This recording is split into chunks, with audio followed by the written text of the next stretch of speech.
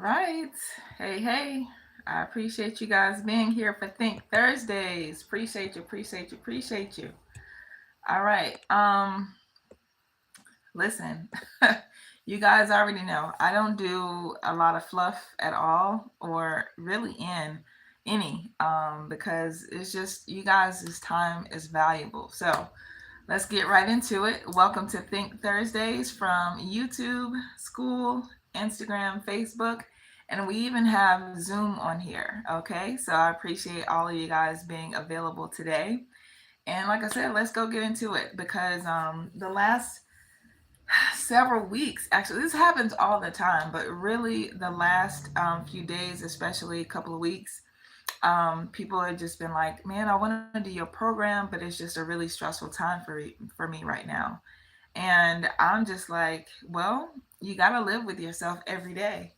So, is there a such thing as the perfect time to start focusing on your health?" And I get it because I just heard myself focusing on your health when you have so much other stress going on in your life. Totally understand. But again, you have to live with yourself every day. And for most of the people that follow me, they have the fortitude to be able to eat every day as well. And so it's expensive for everybody, yes, but you still, if you want to get food, you still have that choice, which is an amazing thing because not everybody has that, right? So again, it's just when do you just stop saying enough is enough and I'm going to put myself first, you know? So that's the kind of like the common theme I get all the time. It's like it's not a good time, but I really need to pay attention to what I eat and I need to start exercising more, but I just got a lot going on. That's what I always hear. And then a lot of times what I hear as well is when I finish doing a workshop, people are like, okay, so that's great and all, but what do I really do? Like, what's the real secret sauce to help me with my eating and stuff like that? And I'm just like, I don't gatekeep. I don't hold any secrets. Of course, I can't give you guys my whole entire program because it just doesn't work the way that most people want it. It's a process. But as far as like whenever I do workshops, literally, I give you guys the beginning of what has helped me with my relationship with food and what has helped all of my clients because it starts there. It's kind of like if you've ever driven by a construction site and for a long time you just see them just it's just a big field of dirt, rocks, and all this kind of stuff, and then you may see like a little bit of them building a foundation, but it takes forever for that little foundation is just like weeks and weeks, months and months seems like. And then you'll all of a sudden drive by this same construction site, and all of a sudden it's like, woo, these big tall buildings and everything just kind of out of nowhere, right? That's kind of how it is with my program. We spend a lot of times with just building the foundation. We spend about 2 weeks, which is really not a long time at all. If you think about how long you've been eating and thinking a certain way, spending 2 weeks with helping you with your awareness and helping you get in tune with the practice of meditation and journaling and things like that. That 2 weeks is not really a long time, but that's what it is. And a lot of people, really, what I've, after doing this for so long, it seems like a lot of people just want something, a pill to pop. And I don't have that. If that's what you want instant gratification. I don't have that to give you. I'm not that kind of doctor, okay? I'm a PhD researcher. I appreciate you. And I don't have any pills to give you because deep down, you already know that that's really not going to work. It seems like it does. It seems like it's, making you feel better because you physically did something, but you got to kind of change your mindset when it comes to that. And that's part of my job because I'm a food psychology specialist.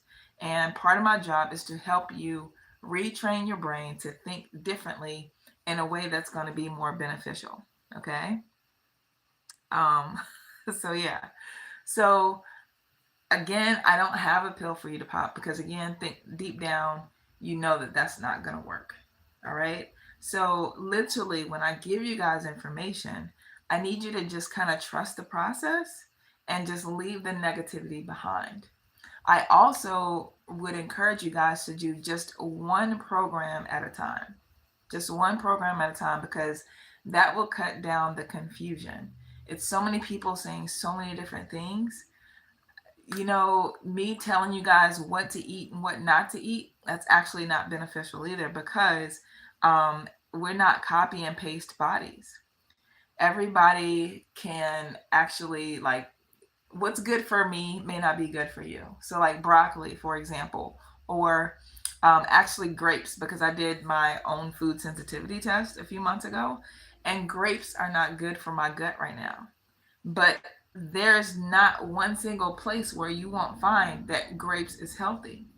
But grapes are not healthy for me right now. So it may not be healthy for you. So I don't get into you should eat this, you should not eat that. Because again, we're not copy and paste bodies. Your gut is totally different from mine. Now, overall, are grapes good? Of course. Of course they are. And they have actually been great for some of my clients that were dealing with Alzheimer's and dementia. So grapes can be phenomenal for some people, but for my gut right now, it makes me bloat very easily. So I'm doing the herbs and all that kind of stuff to help repair my gut. But for you, maybe.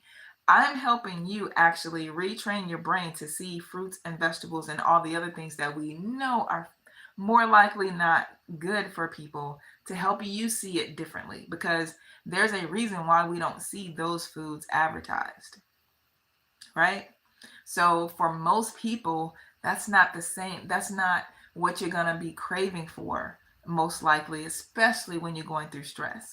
Most people don't crave kale. You don't crave green beans. You don't crave those kind of things because again, it's not advertised. So my job is to help you see those foods in a different way and love foods that love you back, instead of focusing on loving donuts and cookies and potato chips, the foods that we know are not beneficial to us. But my job is to help you reach toward the foods that we know that are more likely good for us than and put more of a label of a toxic relationship with those foods that we know don't benefit us. Okay? So let me help you get right into it right now. Yes, you can ask a question. I'm showered, then I'll be back. Okay, no problem. All right. So what I have for you guys is that I want to give you a four-piece framework, and it's borrowed from James Clear. Yeah, James Clear. And if you guys have ever read his book is called Atomic Habits. And his is more about a general behavior and habit change, which is phenomenal. So I'm going to borrow his framework, but make it more specific to food habits, because those things shape our daily battles that we have when it comes to eating. Okay. So here's the remix. Make it obvious. Make it obvious. When you're looking to change your habits, you want to make it obvious. Okay. Now, the reason why you want to do that is because our brains love shortcuts, and it doesn't want to search for clues. Like, if you're going through a stressful situation, it's not going to be like, oh, is this a healthy habit thing for me to do? It's not going to do that. It basically wants those clues to light up like a freaking runway. Okay? That's why so many habits, whether it's good or bad, are shaped by what's directly in front of us. So I had a client who wanted to stop drinking wine every night. She knew it was bad, but it made her feel good. Okay? When she walked through the door, she had the wine glasses on the counter. She had the bottle chilling in the fridge. And of course, there's Instagram memes and everywhere telling you that it's wine o'clock. So that's obviously not a personal weakness. That's just the current design of why it's hard for some people to not drink or want to drink wine every day. That's just one example. And of course, there's, the dark psychology that's played into it. the marketing, but that's another story for another day. I go through a lot of that in my Skool, which is the link is somewhere where you guys can join it if you want to. Right now, it's free to join. But here's the science behind the habits that are triggered by cues. In neuroscience, it's called a cue response loop. So when our brains see something um, or senses something coming up often enough, it's going to link that cue to action. So if you have a wine glass that is visible on your counter, your brain again is not going to stop and ask, hey, is this healthy for us? No, it's just going to run that same program: pour, sip, pour, and sip. And it's just going to repeat the story that we've been told that a glass of wine a day is good for us. No. So right now, we're going to start flipping the script. Let's flip the script and make the supportive habit very obvious, okay? So again, with the client that I had that was needing a glass of wine every night, to get her started, what I did is that I suggested that she not keep her glasses on the counter, but put them away in the cabinet. Real easy, right? Okay? This way, you won't be on autopilot. Seeing the glass when you walk through the door makes you feel like, oh, yeah, let's have a glass of wine. Okay? Those are some of the moments that are around food that make you hungry or thirsty or wanting something that's not beneficial for you just by seeing it. Again, the cue habit response loop. So putting the glass behind the cabinet causes a little bit of friction there. It's not a whole lot, but it's no longer right there in your face. If you're joining me from YouTube, please click subscribe. It helps me give you guys more free information. It's not a huge deal for you, but a huge deal for me. So I would appreciate you guys click subscribe, okay? I've helped a lot of people with their food habits. All right? But with the client that I'm helping with reduce, or I've already helped her reduce her need for wine. For you, if you still think about wine as already away in your cabinet, step number two is that what I did for her, I suggested that you try some sorrel, which is Jamaican hibiscus. It's like a tea, a cold tea. You can make it warm as well if you want to. It just depends on what you want. But it's a tea, and then you can just swap that out for your daily use for wine. Okay, it's very beneficial, and it also gives you like a slight similar feel as the wine, like a little bit of the buzz. And in addition to that, it's the same color as the red wine. She was drinking a lot of red wine. Okay. And then of course, she graduated to a special blend that I created for her. I have three master herbalists on my team. So it's nothing for us to put together blends for you guys to give you the feeling that you're actually looking for. It's not this wine that's in this special bottle by this special company. No, it's the feeling is what you're going for. So we can easily give you that feeling with something else that's actually good for you. Okay?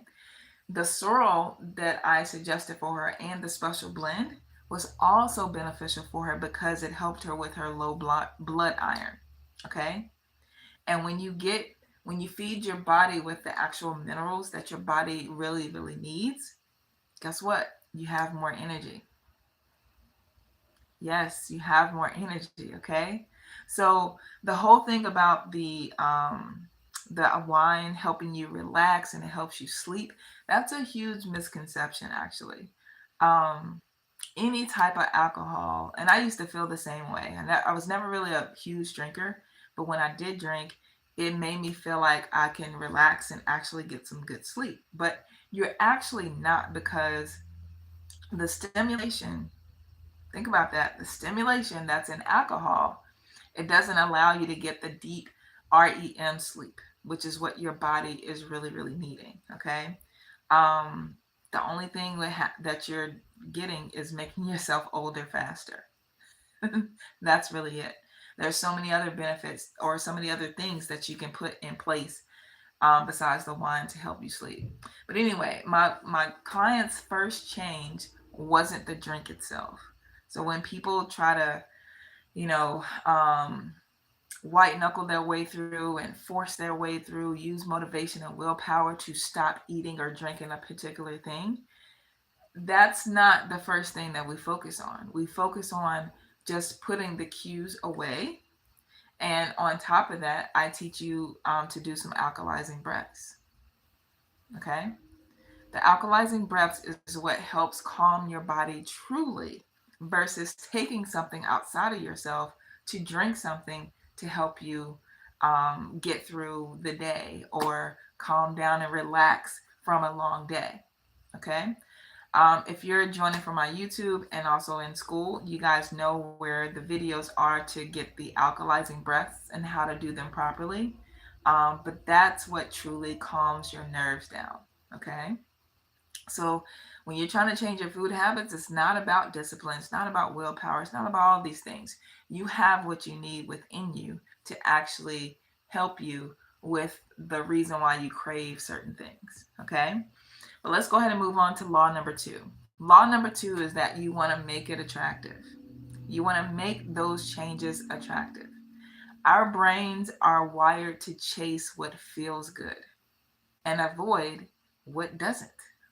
Makes sense, right? You want to chase what feels good and avoid what doesn't.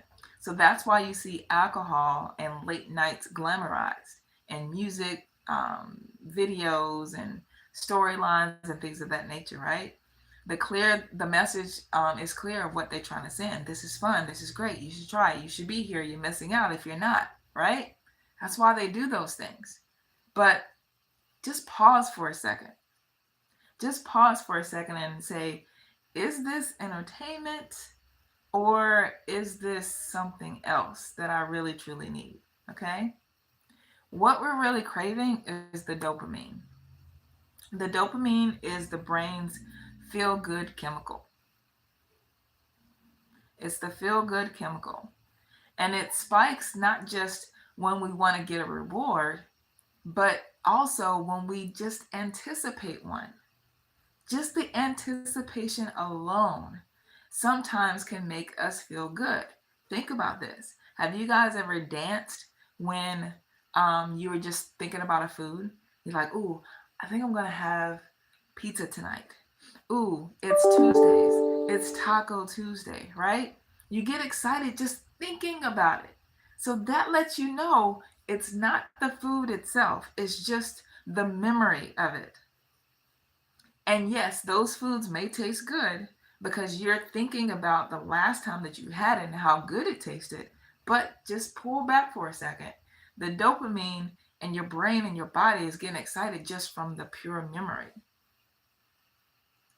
So I had a friend once that were he was fasting, and he was fasting with just water only. And if you're in our 40-day fasting group, you may enjoy this. So he was at a dinner party. I don't know why he came to a dinner party and he was fasting, but um, I learned something from him, so I'm glad he came. He went around and just smelling the food, the aroma that was in the kitchen. He was like, "Yeah, I'm full now," and I was like, "Is that really working? Like, are you playing with me? Like, how is that really working for you? Like, don't you want to taste it?" He was like, "No, I remember how that tasted, and the smell is so great. That's all I need." It's like, okay. So you guys tell me, do you think that would work for you?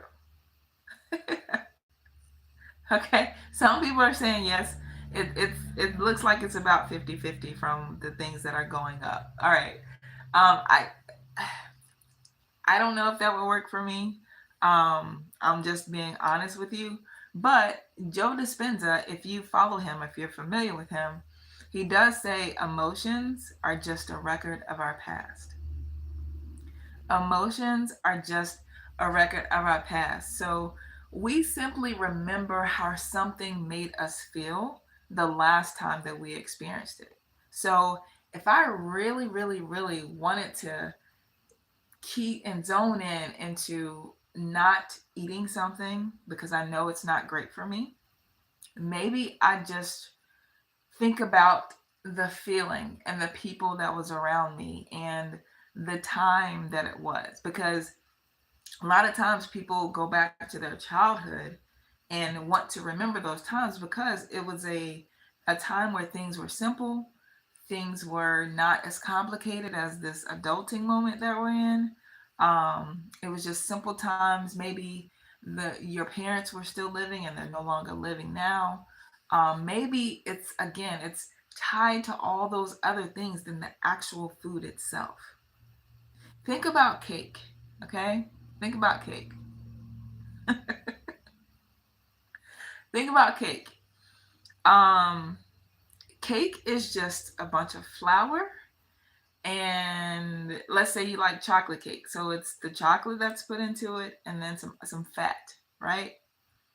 But think about the basis of the cake. It's the flour. Would you want to just eat a handful of flour? Is that good? No, it's not, right?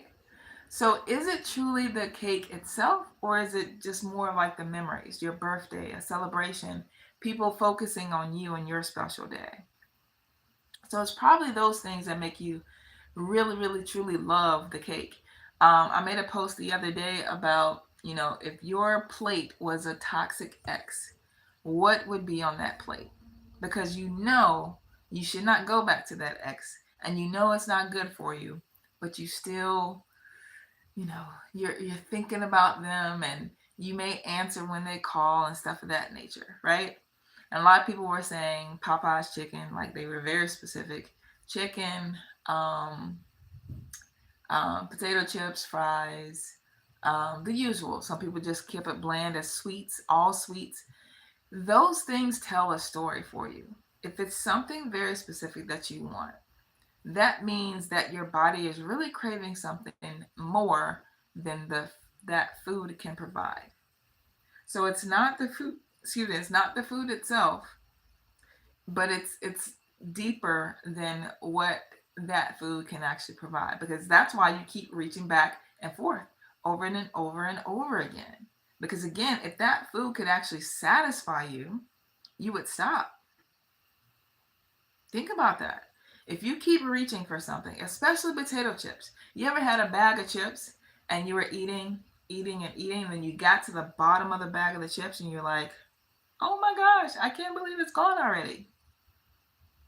That lets you know that you'll never be satisfied by those chips, because they are, seriously, they are chemically engineered to make you want more but never satisfy your body. Like, you'll never get full off of eating chips.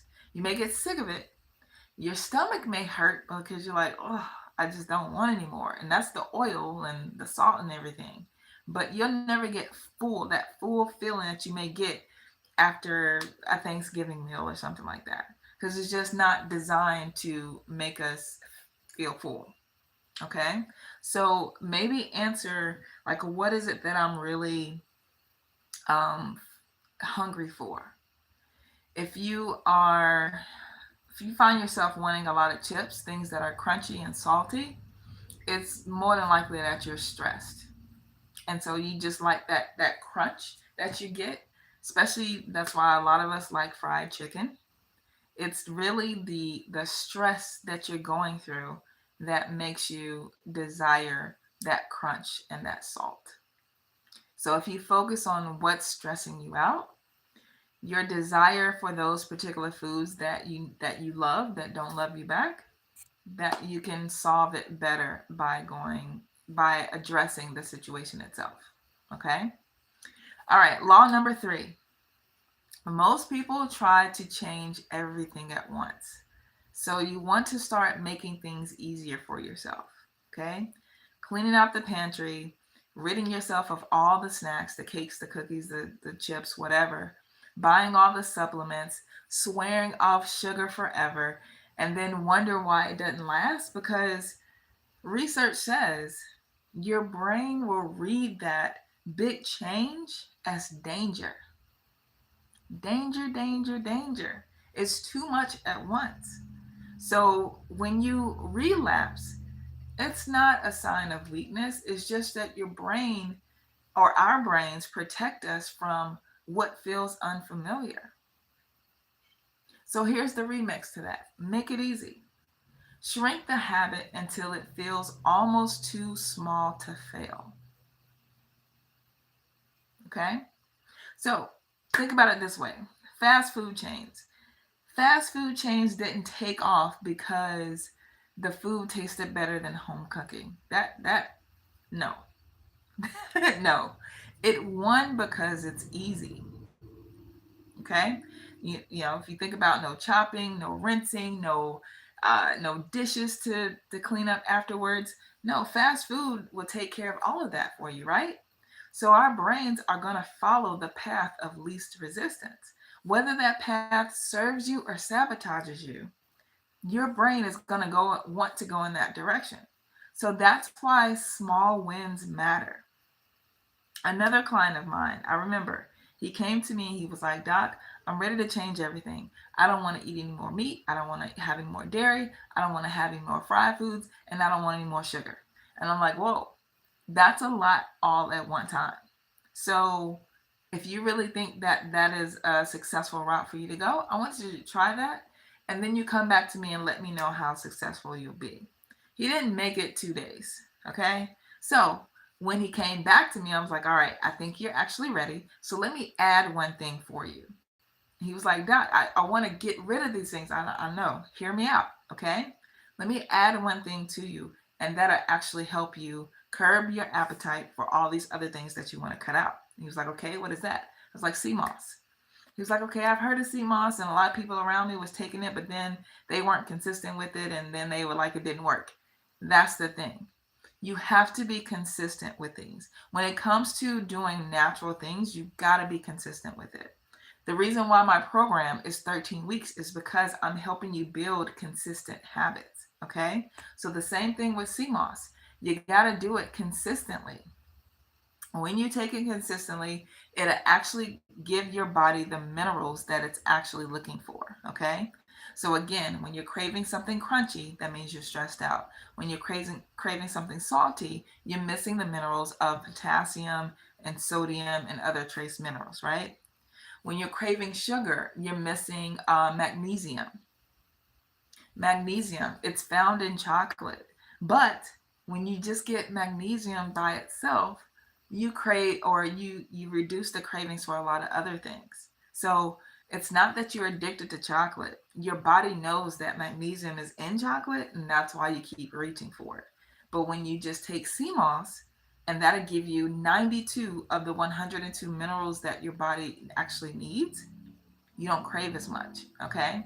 So where I get my sea moss is from Crush Foster, and just look him up on Instagram or YouTube. He's got a website. I can't think of it, but just look him up on just Google Crush Foster. And he is great at giving like or selling individual amounts of sea moss. And then when I want to buy my sea moss in bulk, because I supply it for all of my family, I used to sell it, I used to resell it, but I don't have time for that anymore. But when I want to buy it in bulk, I get it from Tyresha Nelson, which is Tyrica Nelson, Nelson. So whether you want to get it in bulk, get it from Tyresha, or you want to get an individual pack and just kind of try it out for yourself, get it from Crush Foster. Okay, they have amazing prices for both of what you're looking for. But again, don't just try it once or twice. Don't just try it for a week. Try it for at least 6 months, and then start paying attention if you actually want this chocolate, because the repetition of it all may make you think that you want the chocolate or the sweets or whatever that it is. Okay. So sometimes you got to pause and ask yourself, like, hey, self may say, huh? And ask yourself, do I really want that Hershey bar or that Snickers? Self may actually say, no. That's exactly what happened to me. That's exactly what happened to a lot of my clients. So you have to pause long enough to ask yourself and see if you really want it. You may be reaching for things just because That's what you're used to doing.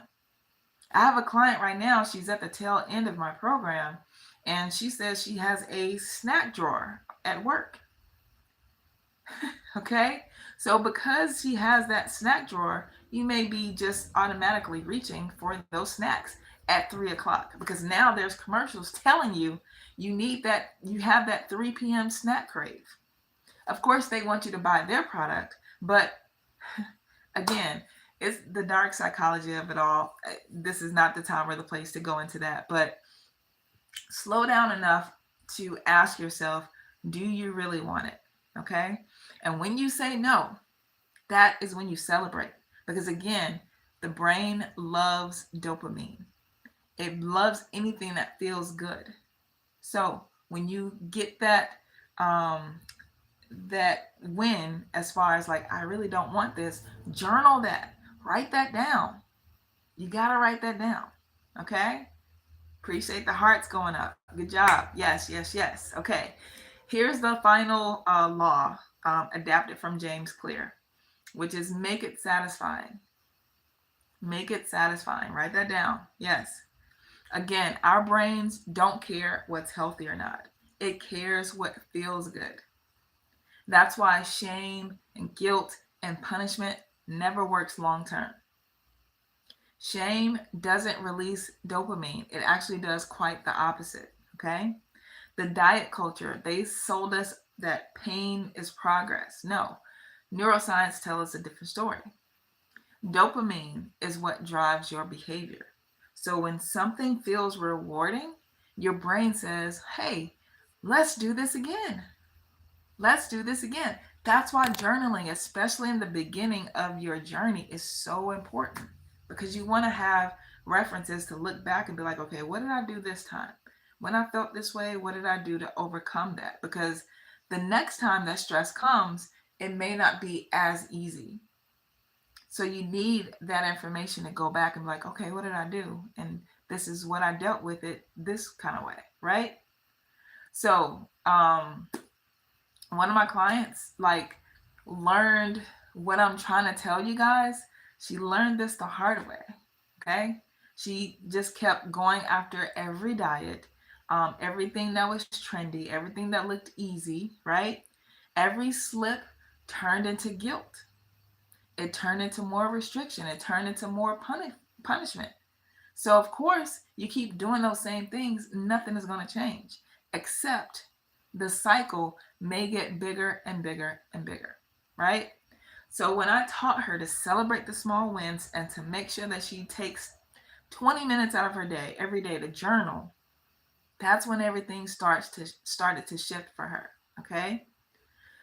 Part of celebrating a new year should be trying new things. I know when I made that post about your toxic ex, what would be on there? Soda showed up a lot. Okay. So if soda is really like a crutch for you, maybe trying a swap out for Martinelli's. That was one of my favorites. Martinelli's. I first found out about them in the Dollar Tree. Okay, they have the little individual bottles, but now I see them everywhere. They're in Whole Foods even. Whole Foods has the bigger champagne looking type bottles.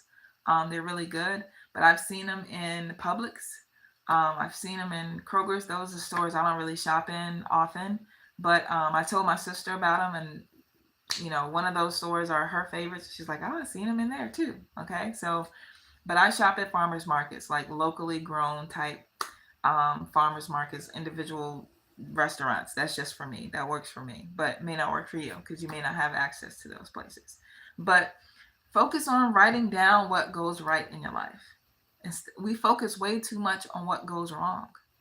Forget that. Put it to the side. It's already happened. Really, you there may be some things that you can change about it, but focus more on the things that are going right. And guess what? Joy can be your new reward. And then you can compound those things that feel good, things that are going right, the progress that is happening. Okay?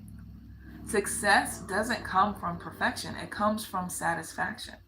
And that's the dopamine that can feel good and can help encourage you to keep going. I think a lot of times we focus too much on the big goal. Like, for example, if you want to lose 100 pounds, okay, great, cool. Let's put that on the shelf and then let's forget about it. Now, let's do what's inside of us or focus on the system that will actually get us there. Don't focus so much on, I gotta lose 100 pounds. Da, da, da. No, let's focus and trust the system, trust the process to actually get us there, those small little steps. Okay. So, most habits don't start from scratch, they grow out of what you're already doing. So, again, take your CMOS. And if it's hard for you to remember to take your CMOS, let's do what is called habit stacking. Take your CMOS while your coffee or your water is brewing to make your coffee. Okay? James Clear talks about this. He wanted to start flossing more, so he put a little bowl next to his toothbrush holder and put the little floss toothpicks things there. So right when he finished brushing his teeth, he'd take the toothpick and or the floss and just start flossing immediately after. That's called habit stacking. Okay. Let's do another one. To get more of my clients to do more of the alkalizing breaths, and they have to work to a or they have to drive to a job that they don't really like. This is what I tell them, and this is what's been working for them. After they buckle their seatbelt, I have them do the 3 alkalizing breaths at that time. Because guess what? You're probably going to run into traffic. You're driving to a place that you don't really like. So, calming your nervous system right after you buckle your seatbelt, that's something that you can do. And that'll calm you right on down. Okay. One more is before you come home or right when you get home from a job that you can't stand. And one of the main things that most people want to do is just go to the couch and sit down and just drown themselves into whatever TV show they want to watch. Before you go to the couch, take a bottle of water with you. Take a bottle of water with you. Because a lot of times that we are thirsty, especially from eating all these dehydrating snacks because they are chemically engineered to dehydrate you to make you want more. But thirst is an actual hunger. So try drinking some water before your planned meal.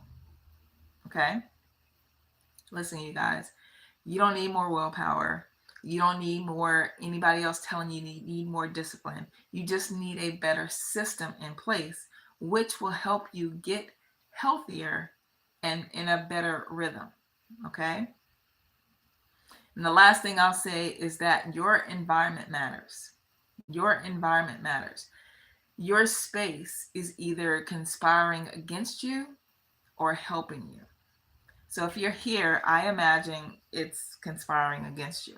So one little small shift, like putting a bottle or a glass of water by your nightstand, that can change everything, and it can change your behavior faster than any reminder ever could. Okay. So stop this again. I need more discipline, more willpower. Why can I be like that? All that kind of stuff. No, you just need a better design for your environment. So when your habits run on systems instead of motivation, they stop wearing you down and start holding you up. Okay. So if you're just joining and you've never heard me before, okay, let me mention this. Let me give you this thought. When I was growing up, in my household, it was me, my sister, who's 4 years older, my dad at a certain period, like for they got divorced. My dad and my mom, they got divorced when I was about 7 or 8 years old, right? In my household, the kitchen never closed. It never closed. And I'm actually at my mom's house right now. It still never closes, right? Everyone in the household just kind of goes in the kitchen whenever they want to. Doesn't matter what time it is. My next door neighbors, they were a household of about 8. So 2 parents and 6 kids. Their household closed their kitchen at 8 o'clock every day. So no matter if you're an adult or a kid, you are not allowed to go in the kitchen and eat anything. Okay? I bring these two comparisons up because you we need systems that actually work. And the system that my next door neighbors had, it was definitely broken because all of them, all of them were overweight. Every last one of them were overweight. All 8 of them were overweight.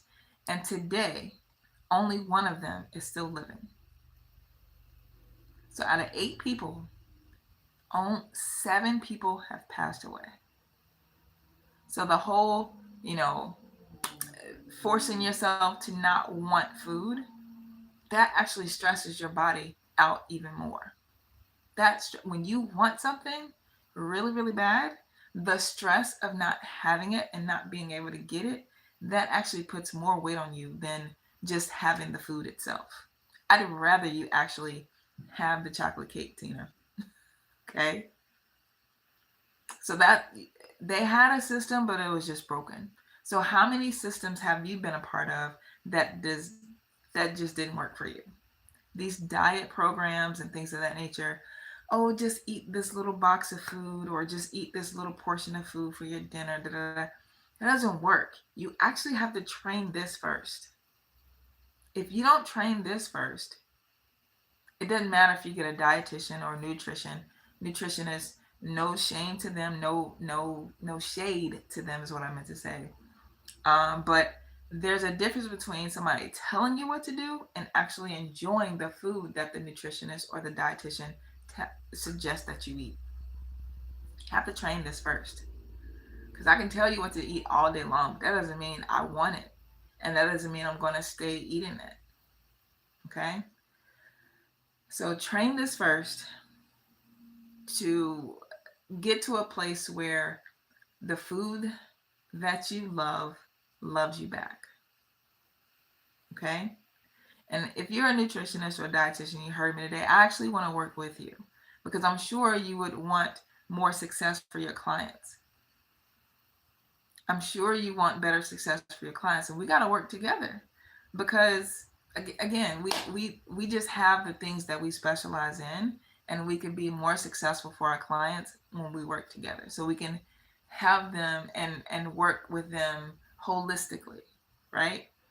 So part of my program is not just talking about food. I actually have a life coach who is certified, and she actually helps you with all the other things that your day may have entailed, all the other stressors that may have gone on, because a lot of times our food choices are influenced by everything else around us. So that's why she's there. I also, like I said, I have 3 master herbalists on my team as well. 2 males and 1 female. Depends. So, they're there as the variety so you can pick and choose who you'd rather work with. Just like when I get a massage, I'd rather work with a male therapist. When I get my toes done, I'd also rather work with a male technician. I don't know why. It just works better for me. But there's some females that rather work with a female. So you have that choice within my program. Um, but yeah, we work with the client holistically to make sure that we're actually helping them from whatever angle and whatever issues they're coming with. Okay, does that make sense? Okay, yes. Great question. You can find more information on the details of the program at drdenisfinks.com. That's DRDENISE Finks, THINKS.com. Okay.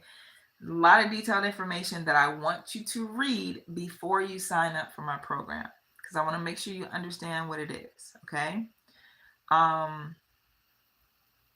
Yeah, just read it. It's just laid out very great, or very great. Whew. It's laid out well on the details of the program. Okay, so I'd rather you go to the site, and the program is called Fed Up. If you're tired and fed up of going through diets, it does not work here because you got to train this first. Then that is how you'll be more successful. I actually crave the foods that I make, the bowls of kale, the broccoli and the green beans and the salads. My salads are not just salads. And no, I don't do chicken salads anymore. None of that kind of stuff. Because some of you guys' salads is not even a salad anymore. It may have green stuff at the bottom, but all the stuff you're putting on top, that's why you're frustrated because of the things that you're putting in your salad. So that's where a dietitian and a nutritionist is beneficial. They can tell you the micros and the macros that you need, but I'm there to also help you love what's in that bowl of your salad. I, Matter of fact, I'm about to get off here right now because I want some of my food. Okay, and I was raised. If you're new here, I was raised in the deep south and loving chitlins and bacon and hog maw and all this other kind of stuff that's gonna make me throw up right now just thinking about it. But now I'm fully plant based.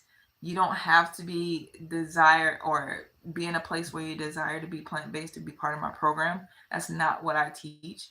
Again, I just teach you to love the foods that love you back. And speaking on that last thing, it also comes with a food sensitivity test because, like I said earlier, what's good for me may not be good for you. And it could be green beans, it could be watermelon. Those things have come up negative on or positive on some of my other clients' test results. And it's like watermelon is 96% water. Like, why does my gut not like this? Well, that's why I suggest you get in a food sensitivity test. So when you get your results from the test, you're not looking at it like, oh, I can't have this and that anymore. Well, I can help you train your brain to no longer desire that. Some 1% of the population can be told that this food is not good for you, that, and that, and be like, okay, I'm never gonna have that again.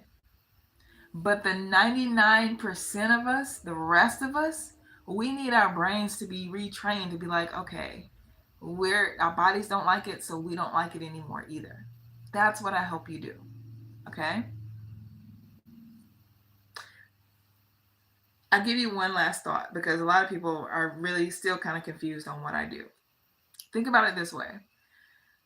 If you remember the show called Brain Games, if not, it's really kind of cool to look back on. It's an old show; it doesn't come on anymore, I don't think. But you can YouTube it. But there's a couple of episodes where they focused on food, and there was a chef a pastry chef, right?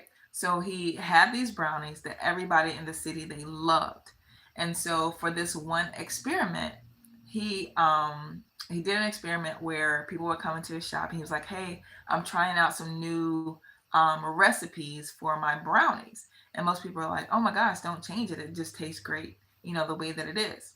So anyway, long story short, he didn't change the recipe of the brownies, he kept the recipe the same. The only thing he changed was the shape of the brownies, right? So he had some, of course, just a regular square shape. He had some that were shaped in the shape of a flower. He had some that were in the shape of a hockey puck, and then he had some in the shape of poop, of dog poop, right? Now, 99% of the people that looked at this tray of brownies that had the exact same recipe, exact same ingredients, just shaped differently, everybody was like, no, I don't want to try that one. Because a lot of times we actually remember how something's going to taste or imagine how something's going to taste. And so if you can imagine looking at a brownie that is shaped like dog poop, you got like, ugh, that's just nasty, right? All here, haven't even tasted yet, but you're just imagining it that it's going to taste nasty, right? So 99% of the people tried the flower shape, the hockey puck, and all these other cute little shapes, right? One person tried the poop, and he was like, oh, and he was tasting it. He was kind of like, uh, yeah, it's not bad. It's not bad, but yeah, just think about how strong the mind is. And there were some people where they tried two different shapes. let's just say the hockey puck and the flower shaped one. Most people are like, oh, the flower shaped one tastes a lot better than the hockey puck. It's all the exact same ingredient, all made from the same batch, just different shapes because of this. This is the only thing that changed. So think about that. I help you see. Now, again, it's obvious for most people to not want to change or try the poop shaped brownie, right? But I help you see these other foods that you love that you know don't love you back. I help you see it as poop as well. Now, hopefully that makes sense. Okay. I see some hearts going up. Yes. So that is what I do. Okay. I help you see the foods that you love that don't love you back and help you see it for what it truly is. It's also poop. It just doesn't look that way. It's just dressed up into something else, right? If you've ever heard the expression, a pig with lipstick on is just still a pig. I'm going to help you see the food for what it is. All right. Sign up for my, well, I'm about to leave.